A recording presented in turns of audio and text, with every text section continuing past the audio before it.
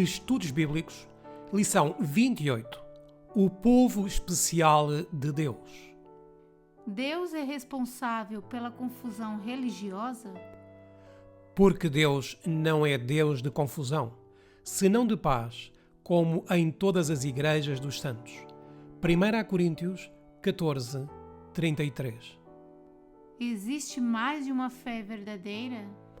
Há um só corpo e um só Espírito, como também fostes chamados em uma só esperança da vossa vocação.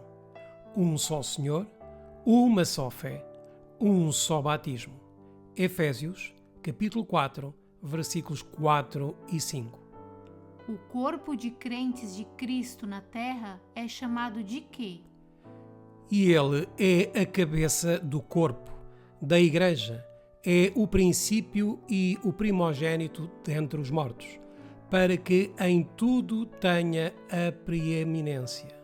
Colossenses, capítulo 1, versículo 18. Quando as almas eram batizadas, eram acrescentadas a quê? De sorte que foram batizados os que de bom grado receberam a sua palavra. E, naquele dia, agregaram-se quase 3.000 almas, louvando a Deus e caindo na graça de todo o povo. E todos os dias acrescentava o Senhor à Igreja aqueles que se haviam de salvar. Atos 2, 41 e 47. A casa de Deus, que é a igreja do Deus vivo, é o quê?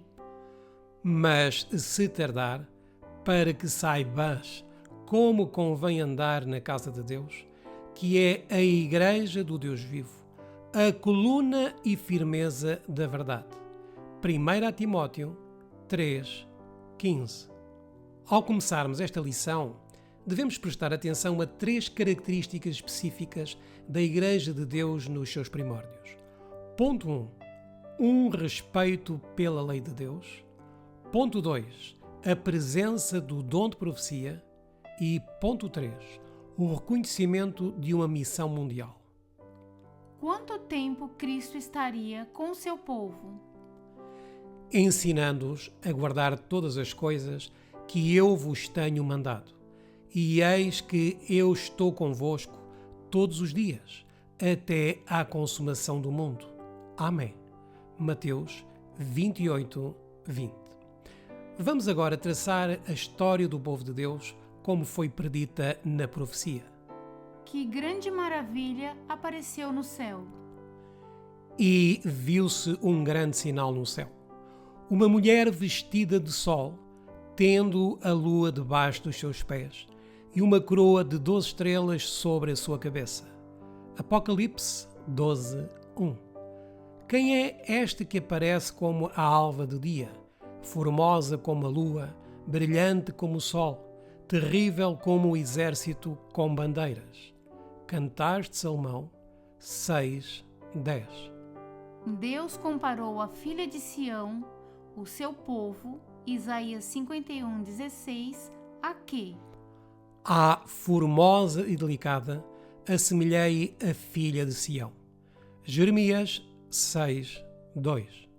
Na Bíblia, a Igreja é muitas vezes representada simbolicamente como uma mulher. Vós, maridos, amai vossas mulheres, como também Cristo amou a Igreja e a si mesmo se entregou por ela, para a santificar e purificar com a lavagem da água, pela palavra, a fim de apresentá-la a si mesmo, Igreja gloriosa, sem mácula, sem ruga, nem coisa semelhante, mas santa e irrepreensível. Efésios, capítulo 5, versículos 25 a 27. Paulo desejava apresentar a igreja como que tipo de mulher? Porque estou zeloso de vós com zelo de Deus, porque vos tenho preparado para vos apresentar como uma virgem pura a um marido, a saber, a Cristo. 2 Coríntios, capítulo 11, versículo 2. Que outra maravilha apareceu no céu? E viu-se outro sinal no céu, e eis que era um grande dragão vermelho, que tinha 7 cabeças e 10 chifres, e sobre as suas cabeças 7 diademas. Apocalipse 12:3. Quem é o dragão? E foi precipitado o grande dragão, a antiga serpente, chamada o Diabo e Satanás, que engana todo o mundo. Ele foi precipitado na terra e os seus anjos foram lançados com ele. Apocalipse 12:9. A mulher deu à luz um filho homem que devia fazer o quê? E deu à luz um filho homem que há de reger todas as nações com vara de ferro. E o seu filho foi arrebatado para Deus e para o seu trono. Apocalipse 12:5. Esta criança que um dia governaria as nações regerá com vara de ferro. Era Jesus. Ver Apocalipse 19:15. O dragão estava diante da mulher com a intenção de fazer o quê? E a sua cauda levou após si a terça parte das estrelas do céu e lançou-as sobre a terra. E o dragão parou diante da mulher que havia de dar à luz, para que, dando ela à luz, lhe tragasse o filho. Apocalipse 12:4. Mateus capítulo 2, versículos 13-16, conta a história de como Satanás tentou matar Jesus quando era bebê. Depois de Jesus ter voltado para o céu, o que é que Satanás fez então à igreja? E quando o dragão viu que fora lançado na terra, perseguiu a mulher que dera à luz o filho homem. Apocalipse 12:13. Para onde é que a verdadeira igreja teve então de fugir? E foram dadas à mulher 2 asas de grande águia, para que voasse para o deserto, ao seu lugar, onde é sustentada por um tempo, e tempos, e metade de um tempo, fora da vista da serpente. Apocalipse 12:14. Quanto tempo a igreja ficou no deserto? E a mulher fugiu para o deserto, onde já tinha lugar preparado por Deus, para que ali fosse alimentada durante 1260 dias. Apocalipse 12:6. Os 1260 anos de supremacia papal estenderam-se de 538 a 1798. Veja a lição 22A do Evangelho Eterno com o título O Homem que Pretendeu Mudar a Lei de Deus. Devido à corrupção da Igreja Romana e sua perseguição contra os dissidentes, a verdadeira Igreja foi forçada a isolar-se durante esse período. Embora não fossem reconhecidos pelo mundo, os fiéis seguidores de Cristo, entre as rochas das montanhas, mantiveram a sua lealdade à verdade. Os mais importantes entre os que resistiram aos ataques de Roma foram os valdenses dos Alpes do sul da Europa, que por centenas de anos preservaram as Escrituras puras e honraram o verdadeiro sábado. A Igreja, porém, não permaneceria na obscuridade para sempre. Tão certo como entrou no deserto, ela sairia. A Igreja de Cristo, a coluna e fundamento da verdade, tinha uma missão que deveria durar até o fim do mundo. Portanto, devemos esperar que essa Igreja volte a aparecer visivelmente depois de 1798, a fim de completar a sua obra. Mas entre as centenas de organizações religiosas que existem hoje, como podemos reconhecer e identificar a Igreja verdadeira? Felizmente, não nos resta adivinhar. A palavra de Deus forneceu uma descrição clara. Quando a igreja emergiu do deserto, Satanás foi fazer guerra a quem?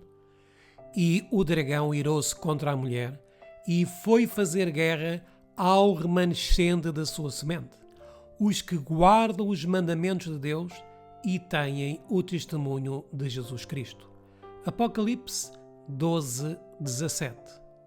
A mulher representaria as igrejas existentes no período de 1798 ou as igrejas protestantes. A semente dessa mulher seria uma igreja de Deus que surgiria pouco depois de 1798. e o remanescente dessa semente seria a última igreja ou povo de Deus que apareceria nos últimos dias da história da Terra. Um remanescente é algo que sobra, um pedaço de tecido que sobra, como aquele que fica depois que o resto foi vendido. Um grupo pequeno e remanescente de pessoas. Assim, o remanescente da sua semente é o que resta da verdadeira Igreja de Cristo nos últimos dias da história da Terra, depois que o período de 1260 anos tiver terminado e a apostasia geral de todas as igrejas da cristandade tiver ocorrido. A primeira marca de identificação do remanescente, quando eles aparecem depois de 1798, é que eles guardam o quê? Guardam os mandamentos de Deus e têm o testemunho de Jesus Cristo. Apocalipse 12:17. Devemos esperar que eles guardem todos os 10 mandamentos, inclusive o que diz respeito ao sábado? Porque qualquer que guardar toda a lei e tropeçar em um só ponto, tornou-se culpado de todos. Tiago 2:10. O que é que eles farão com os mandamentos de Deus para além de os cumprirem? Qualquer, pois, que violar um destes mandamentos, por menor que seja, e assim ensinar aos homens, será chamado o menor no reino dos céus. Aquele, porém, que os cumprir e ensinar, será chamado grande no reino dos céus. Mateus 5:19. A segunda marca de identificação do remanescente é que eles têm o quê? Têm o testemunho de Jesus Cristo. Apocalipse 12:17. A palavra grega para ter, na concordância grega de Strong, significa manter ou seguir.